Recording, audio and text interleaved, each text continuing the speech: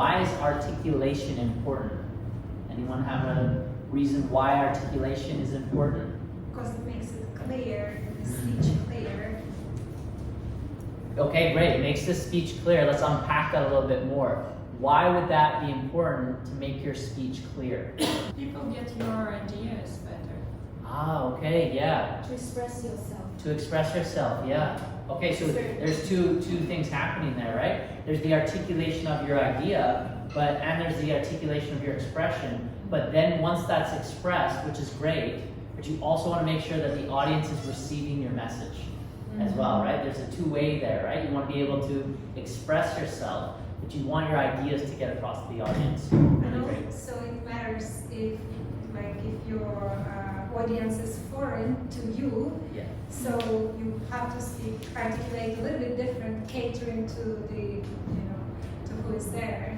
Rather than if it's with your people, you can speak faster and maybe use a different words. So that's important. Yeah, which by the way is a really great point. I'm from Canada, and I have less experience speaking to Canadians.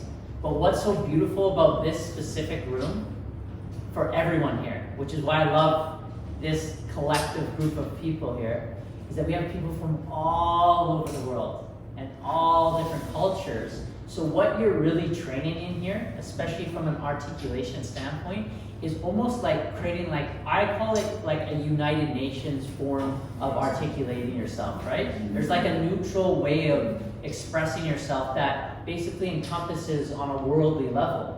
So whether you're from Russia, whether you're from Bali, whether you're from South America, anywhere, this room is really powerful because you have everyone from all over. So some people may pick up your accent and be like, oh, I totally get it. I'm from Eastern Europe, I can hear that accent. But someone from Central America may hear that accent and be like, I don't really know what you're saying. So that's been something I've been working on in this room. So really great work.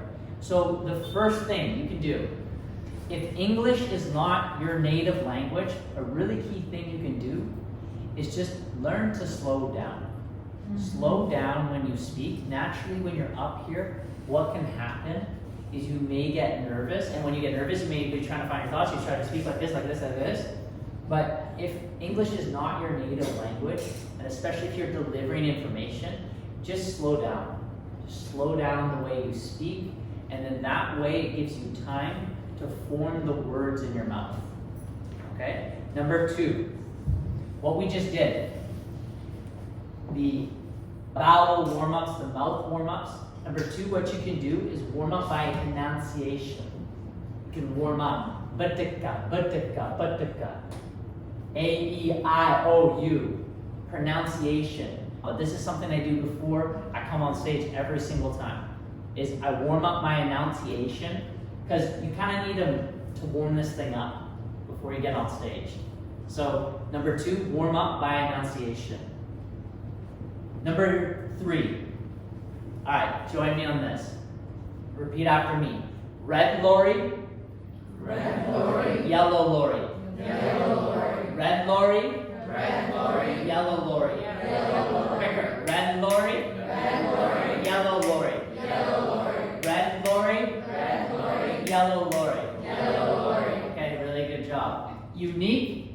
Unique. New York. New York. Unique. Unique. New York. New York. Unique. Unique. New York. New York. Okay, good job. Can you do this one? She sells She sells seashells seashells by the seashore. by the seashore. She sells She sells seashells seashells by the seashore. by the seashore. Okay, so that's something you can do to warm up. That's wonderful. Yeah, it really good. You know what it does? It actually helps the mind-mouth connection by doing that. It's actually really good. To be honest, I've gotten a lot when I first started doing this. You gotta think, when I first started my speaking journey, I just started speaking. I was just like, get me up there, I'll just start speaking. Thankfully, I have a partner that's trained in acting, and she's really good, so she does all the preparation. And then that's where I started to realize, and I started doing the preparation, and when I got on camera, I was actually worse. I was like, why should I do this? But what was happening is new neural pathways were firing and wiring. Okay, I'll say that again. new neural pathways in my brain were firing and wiring. I was creating new language patterns in my brain, and I was actually having to go backwards to go forwards, okay? So sometimes you have to take a step back if you're going down a certain direction, right? You might have to retract yourself and learn the basics, right? And that's what we may do in here, is we train the basics. And when you train the basics, then you have a foundation, because you can only build a roof as high, as low as the foundation. So you don't build the roof before the foundation of a house. You build the floor, you build the ground before you put on the roof.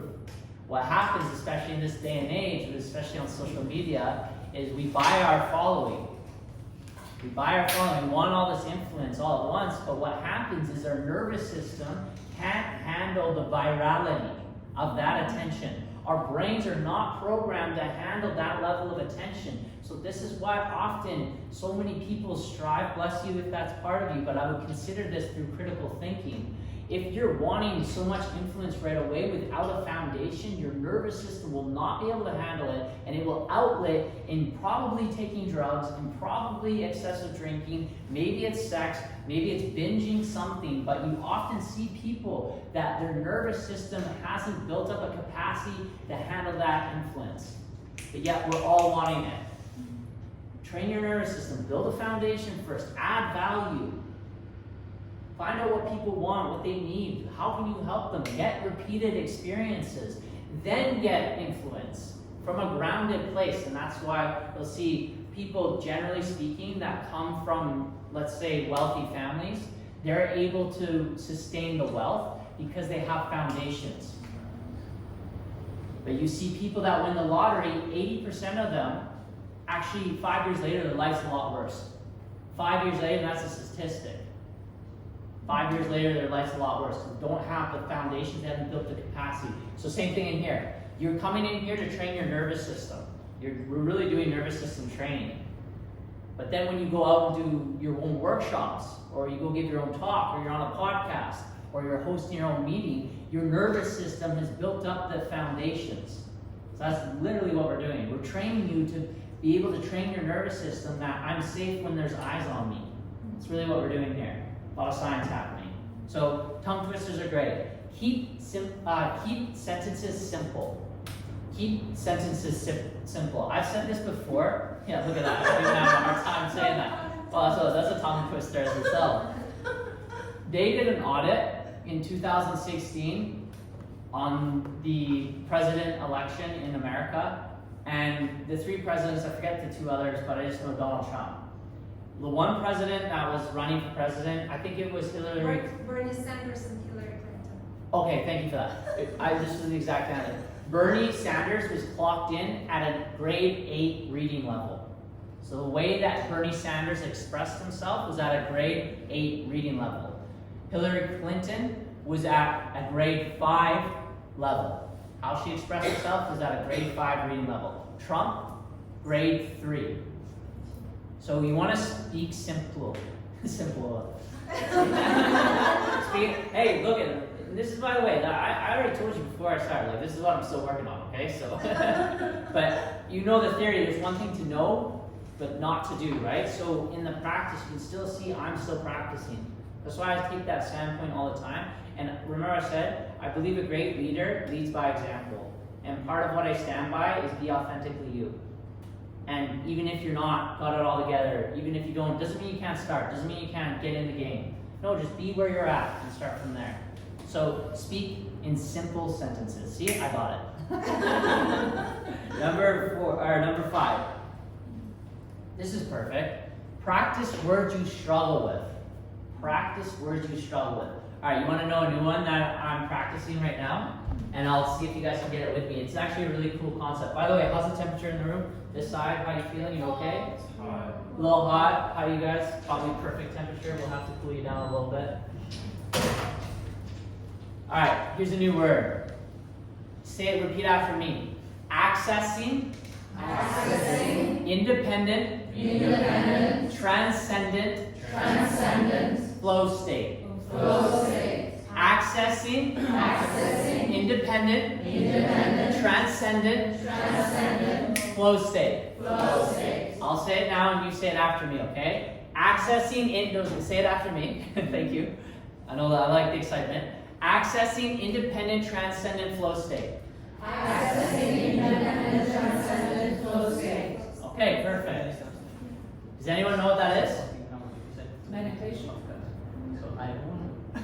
Yeah, so what we're really talking about here is what you're doing up here. That's what you're doing up here. You're accessing independent, transcendent flow state. We're trying to get you there. Some of you that have been coming for longer, some of you that have been training for longer, you're doing it. You're accessing it. You're accessing that. Because what's happening is you're having a release, and so you have more access to flow state. You're more in flow. Some of you, and you may notice that for the new people, when you first show up here, you're like trying to get it right. Maybe perfectionist.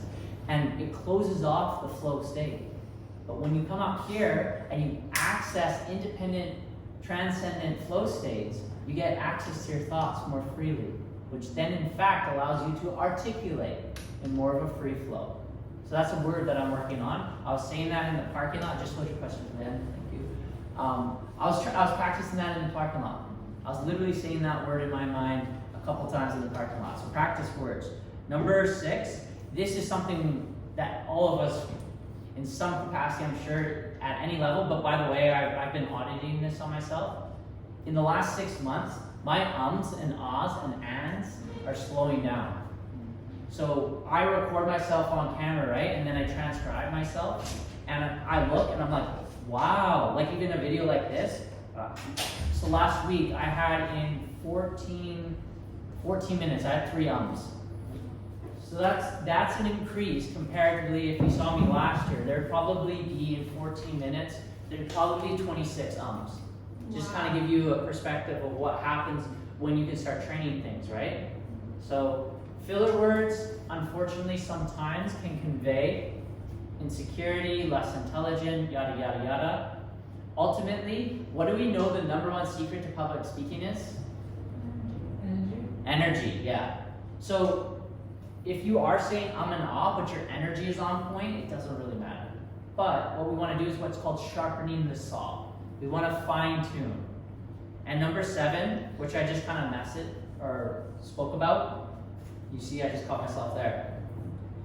You want to record yourself and listen to yourself back. Now, this may be a little tender, you might feel something. Some people feel things when they hear their voice back, right? But again, this is also connected to self-love. So this is a self-love practice. Record yourself, watch yourself back, hear how you sound. Do your best to share kindness with yourself, and then come from a place of, all right, here's a new term. It's called object constancy. Object constancy. Say it after me. Object constancy. Object constancy means you have the ability to stay objective. And what happens, especially in relationships, and we're just going to go on a little bit of a side tangent. I'm almost done here, so we'll get you up on stage. What happens in relationships? You ever seen this before? People are together, they love, love, love, love, love, and then all of a sudden they hate, hate, hate, hate, hate. Isn't that interesting how that happens? How can someone love so deeply, but then at the same time, as soon as whatever happens, they hate each other, right? There's this thing called an RAS flip. It's called an RAS flip, which is connected to our reticular activating system, is a mechanism in our brain which allows what's called seleccular focus. Now, I'm just going to stress that. We're not going to unpack that because you didn't come for this today. But essentially, if you want to talk about this later, I can explain it to you. What happens is our focus shifts. So our brain gets hijacked and our focus shifts. So it goes from I love to I hate. And all that happens. And what happens is we didn't develop what's called object constancy. We did not develop object constancy. We didn't develop the ability to stay objective. So this is a very, very key thing that I want you to start training about yourself.